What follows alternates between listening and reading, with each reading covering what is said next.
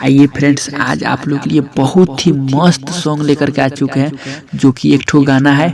जिया बनाया जान हम सहब ना जुदाई, जिया बनाया जान हम सहब ना जुदाई, जाए से पहले दादा मौत के दवाई, जिया बनाया जान हम सहब ना जुदाई।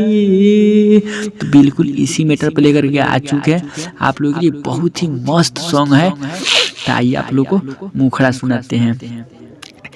मरे वाला बानी जोहर खाके हम काल हो, मरे वाला बानी जोहर खाके हम काल हो, ससुरा में पिया संगे लूटी हलार हो, ससुरा में पिया संगे लूटी हलार हो, मरे वाला बानी जोहर खाके हम काल हो, मोहरे वाला बानी जोहर खाके हम काल हो।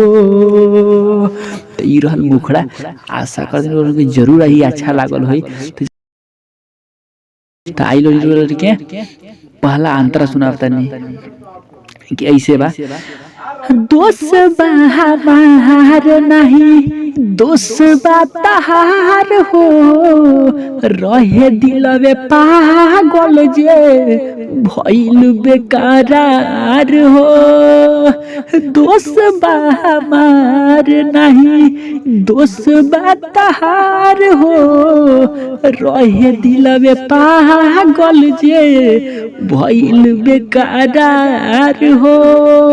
करी हो न गलती, करी हो न गलती गोरी यही होता काल हो, करी हो न गलती गोरी आवता काल हो, मरे वाला बानी जोहर खाके हम काल हो, मरे वाला बानी जोहर खाके हम काल हो।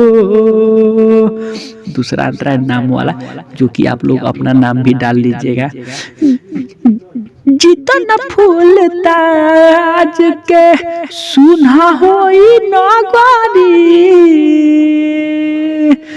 चारू ओर देखब के नहु अइबू ना नजरी, जितना फूल ताज के सुना होई नगरी, देखब चारू ओर के नहु अइबू ना नजरी, चहल जइबू छोड़ी, चहल जइबू छोड़ी जिंदगी होई जन जहाल हो, चहल जइबू छोड़ी जिंदगी होई जन जहाल हो, मोहरे वाला बानी जोहर खाके हम काल हो, मोहरे वाला बानी जोहर खाके हम काल हो।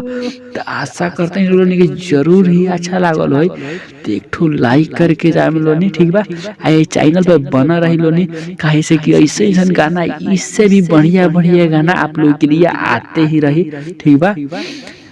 तो इस चैनल पे बने रही। तो वीडियो के लास्ट करता नहीं, तब तक ले सब भोजपुरिया भैया लोग के प्रणाम, बाय टाटा। फिर मिलते अगला वीडियो में।